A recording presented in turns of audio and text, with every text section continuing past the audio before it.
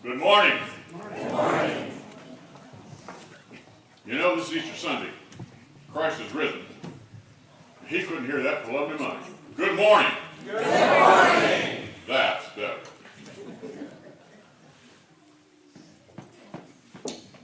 There's a story of an 8-year-old who had intellectual disability. His name is Stephen.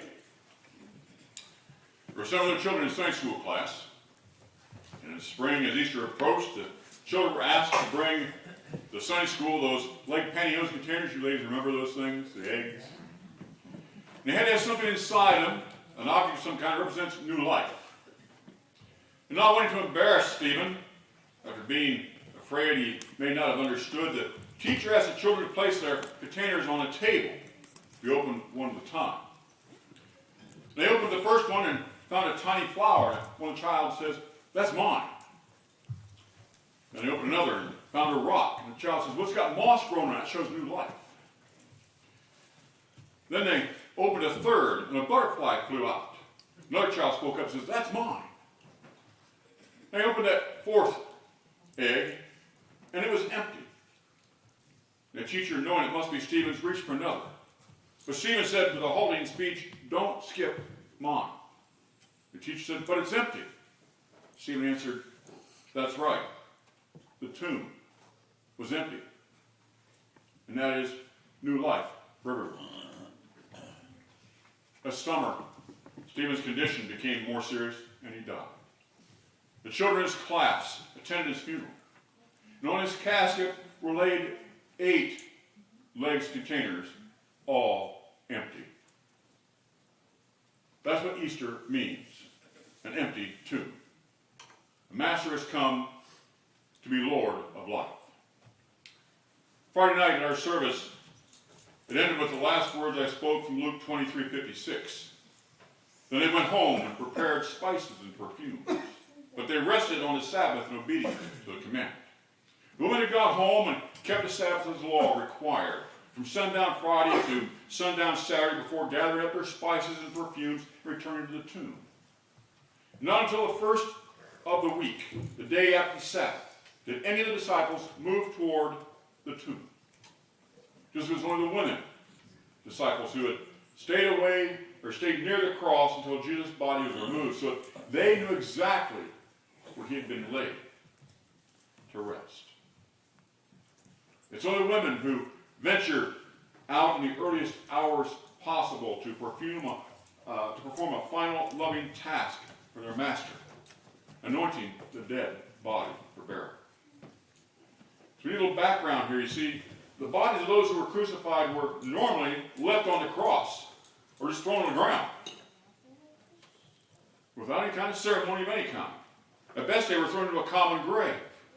Jews objected to this Roman lack of respect for the body, especially in light of Deuteronomy 21:22-23, which says, if a man guilty of capital offense is put to death and his body is hung on a tree, you must not leave his body on that tree overnight. Be sure to bury him that same day, because anyone who is hung on a tree is under God's curse. You must not desecrate the land that the Lord your God is giving you as an inheritance. And where possible, arrangements were made for more appropriate disposal. But the expense of a new rock-cut tomb affordable only by the wealthy goes far beyond any such pious action and marks a remarkable challenge to the norm. You see, many rock-cut tombs let the herd survive around Jerusalem, most of them making provision for a number of bodies to be placed there. So a previously unused tomb was very unusual, but with a single large stone blocking the low entrance to the complex. And spices were used not to embalm the body, but to counter the effects of decomposition in a warm climate. From our scripture, the women did not seem to be either dismayed or disturbed by the fact the stone was rolled away. It didn't seem to bother them. They simply entered the tomb. In fact, the very verb structure that announces they did not find Jesus suggests an active, diligent search within the tomb situation to find him. The women didn't speak it just didn't pique him, Timothy to walk through the doorway. They were fully into the tomb. It wasn't just looking on the outside looking in. They went fully into it and proceeded to search high and low for the body. And standing in the midst of the Easter miracle, the women are at a loss or perplexed about the whereabouts of Jesus' body. And still trying to comprehend Jesus in death as they did in life and in holy human terms, they were stumped about what could have happened to the body they had seen and they seek. It was only after the women experienced this typical human response that we'd all respond to this situation does Luke introduce a surprising and mysterious element of two men in dazzling apparel. And if you read it close, you'll find that Luke describes these two figures as wearing dazzling clothes, just as he described the two visitors, Moses and Elijah, who conversed with Christ during the mountaintop transfiguration. It was only at the appearance of these two men, of the women wondering about the tomb site, suddenly struck with fear. And as they began to speak, the women, as Steve read, bowed their faces to the ground, further signifying their simultaneous fear of and respect for the strangers. The men offer two separate messages here. In verse 5, they give neither a reassuring message nor a future promise, but instead they direct a mild rebuke at these apparently faithful women. Their criticism takes the form of a well-known proverbial saying, but in this instance, it's to be taken quite literally. Why do you look for the living among the dead? This is not a rhetorical question. The two messages have a clear reason for this rebuke. He is not here, he is risen. No longer is there any doubt about why the women have been unable to locate the body in the tomb. An empty tomb greeted the women who came to anoint Jesus' body that first Easter morning. What a surprise to find this huge stone rolled away. No guards, and no startling of all, no body. So two angels appeared and they asked, why are you looking in the tomb for someone who is alive? He isn't here, he's come back to life again. And who among us go to cemeteries to look for someone who's alive? Yet many Christians act as if Jesus were just another dead historical figure. But he lives. That's the Easter message. In a world filled with so much bad news, this is God's good news for each one of us. Bring out the smiles. Now there's hope for you and me. Christ not only overcame his death, but overcame ours too. We need to believe in it. You don't have the slightest doubt that the Lord is still in the resurrection business today. Nothing in life is more important than our appointment with destiny, our date with death. When we know Jesus Christ and the power of his resurrection, we are prepared for that even event. The earliest Easter greeting in the ancient church consisted of one person shouting to another, "The Lord is risen!" Another shouts back, "He's risen indeed!" So, I say to you, and don't be shy, the Lord is risen! He is risen indeed. That's too shy. The Lord is risen! He is risen indeed. Hallelujah! Hallelujah. The Lord has risen. He's risen indeed. And now those smiles begin. When you said that, there was a smile on your faces. In about 1930, the communist leader Bukharin journeyed from Moscow to Kiev. His mission was to address a huge assembly. His subject, atheism. And for a solid hour, he aimed his heavy artillery at Christianity, hurling arguments and ridicule. And at last, he finished and viewed what seemed to be the smoldering ashes of men's faith. And then he asked, "Are there any questions?" A solitary man arose, asked permission to speak. He mounted that platform and moved close to the communist. The audience was breathlessly silent as the man surveyed first to his left and then to his right. And at last he shouted the ancient Orthodox greeting, Christ is risen! And the vast assembly arose in one mass as one person. And the response came crashing like the sound of an avalanche. He is risen indeed! Often run into people who are looking for God among the dead. They study the Bible as a mere historical document and go to church that was just a memorial service. But Jesus is not among the dead. He lives. He reigns in the hearts of Christians. And he's the head of his church. Do you look for Jesus among the living? Do you expect him to be active in the world and in the church? Look for signs of his power, because they're all around you. The two messages have a clear reason for such a rebuke. He is not here, but is risen.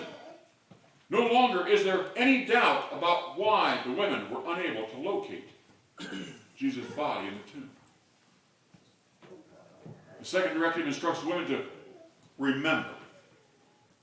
Just as they were initially perplexed at Jesus' disappearance, they are now to remember the lesson Jesus gave them as he traveled together in Galilee.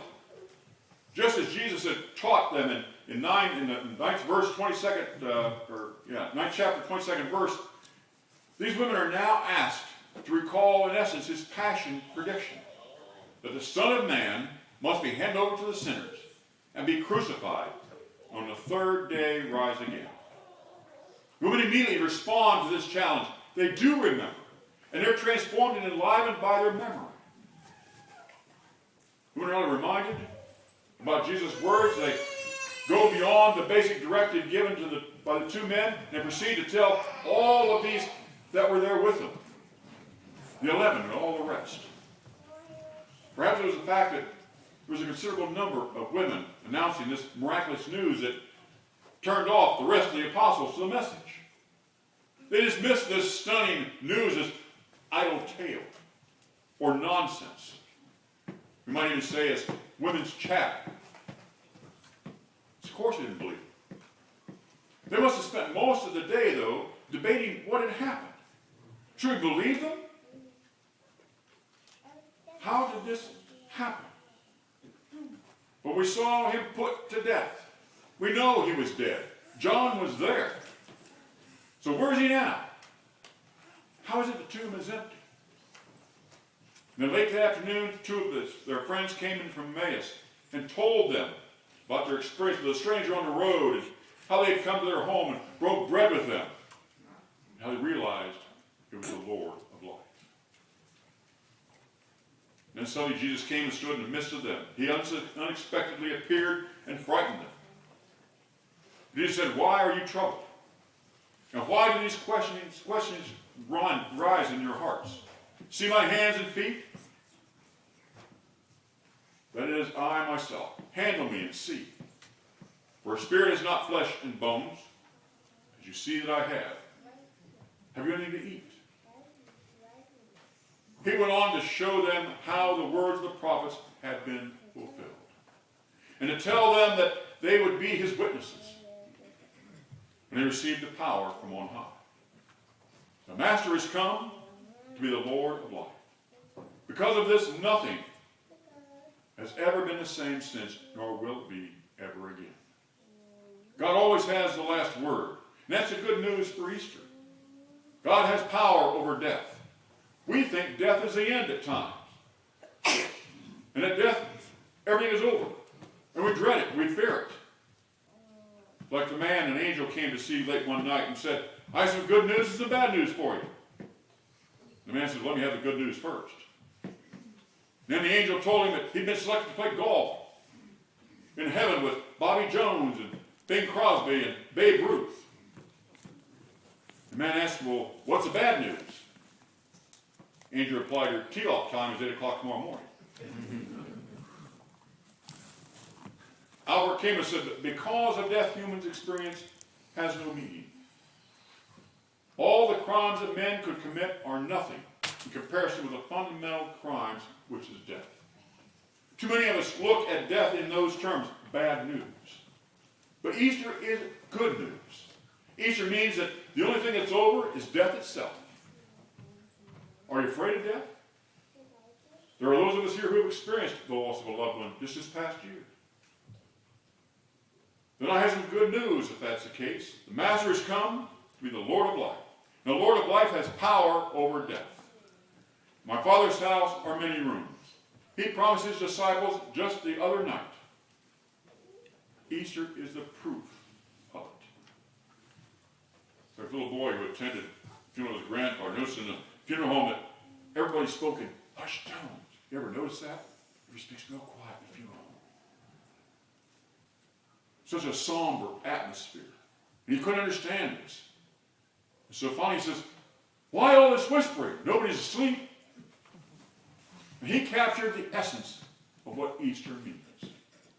The Lord of life has a power over death. The Lord of life offers a power for living. The Easter message is truly good news, gospel for all of us.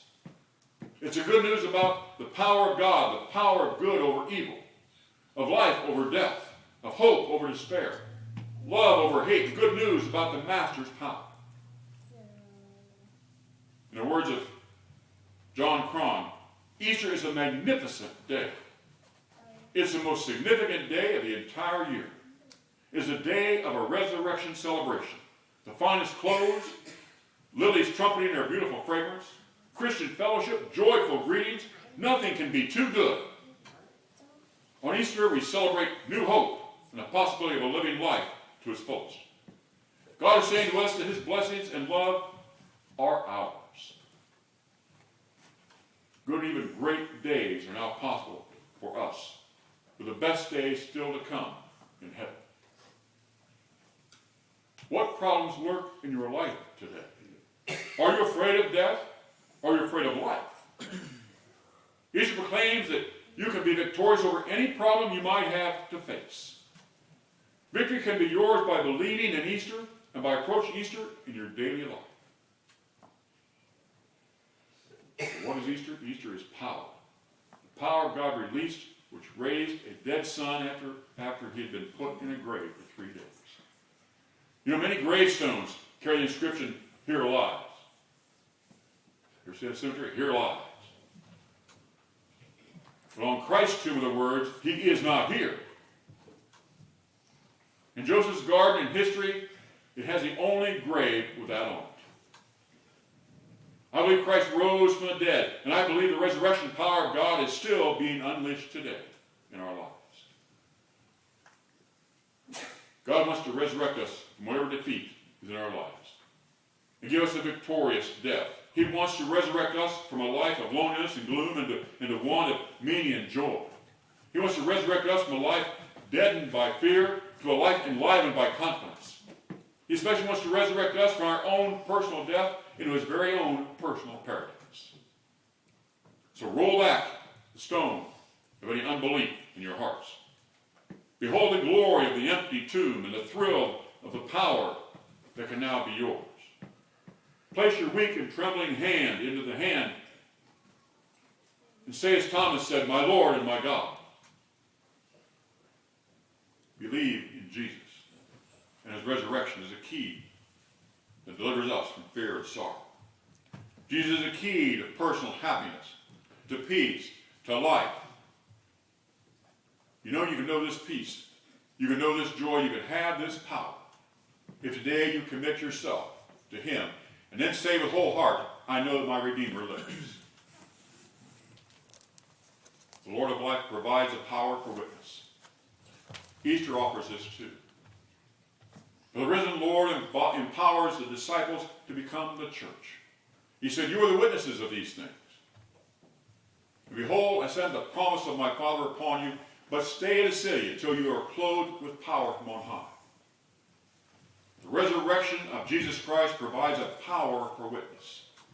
It produced the church, and the church living proof of the resurrection. Henry Simon of Belleville, Illinois shares this.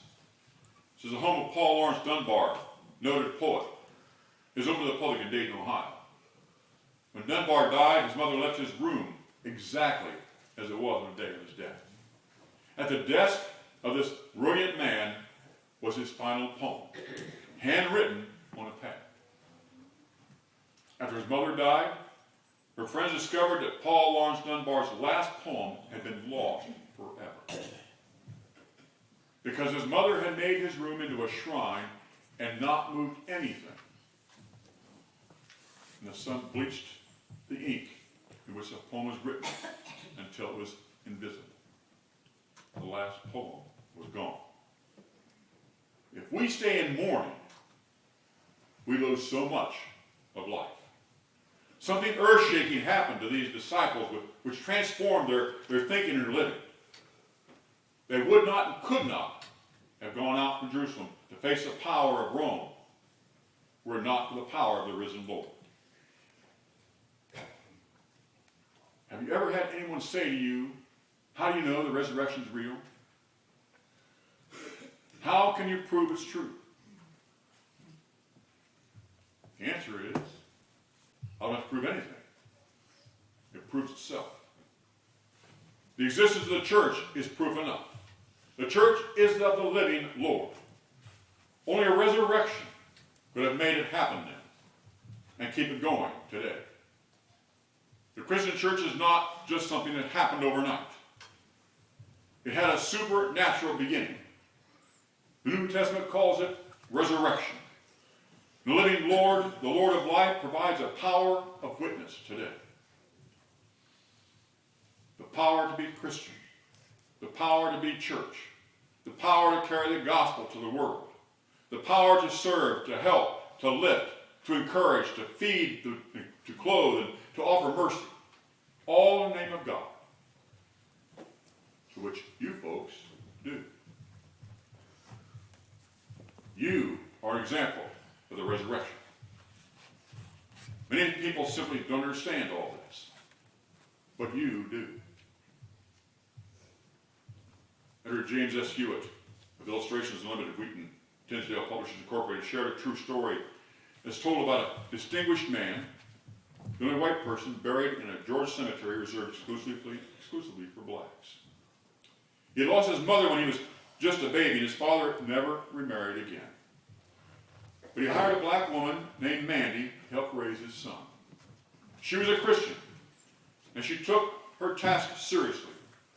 And still, as a motherless boy, received such warm-hearted attention.